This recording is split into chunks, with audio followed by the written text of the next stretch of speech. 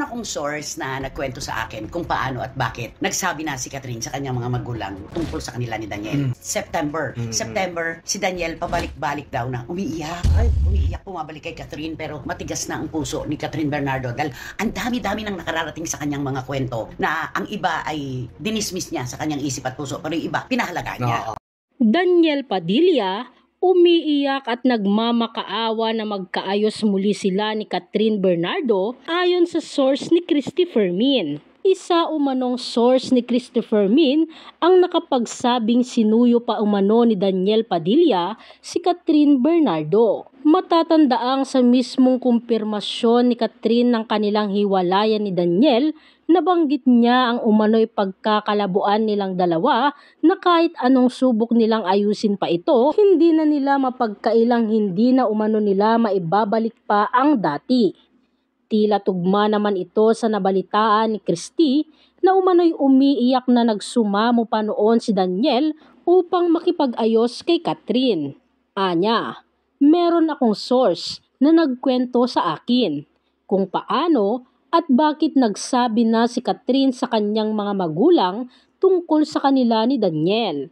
September si Daniel, pabalik-balik daw na umiiyak. Bumabalik kay Catherine pero matigas na ang puso ni Catherine Bernardo. Dahil ang dami-dami nang nakakarating sa kanyang mga kwento na ang iba ay dinismiss niya sa kanyang isip at puso. Pero yung iba, pinahalagahan niya. Ani ni Christopher Min. Dagdag pa niya, ngayon, hindi naman alam ng magulang ni Catherine ang nangyayari. Hindi nagsasabi si Catherine. Napansin na lang daw ni Tita Min at ng father niya na hindi halos makakain. Laging malungkot tapos nakita ng mami na umiiyak. Nakarelate yung ina, may problema. Pagpapatuloy pa niya. Doon na bumigay si Catherine. First time na nagsabi sa kanyang ina na ganun naman talaga Kapag meron tayong karelasyon, pilit nating pinagaganda ang imahe. Best foot forward ika nga.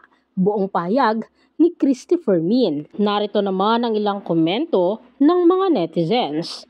Catherine Bernardo is the definition of a brave woman. A strong, empowered woman. She knows her worth and value. She knows when to stop.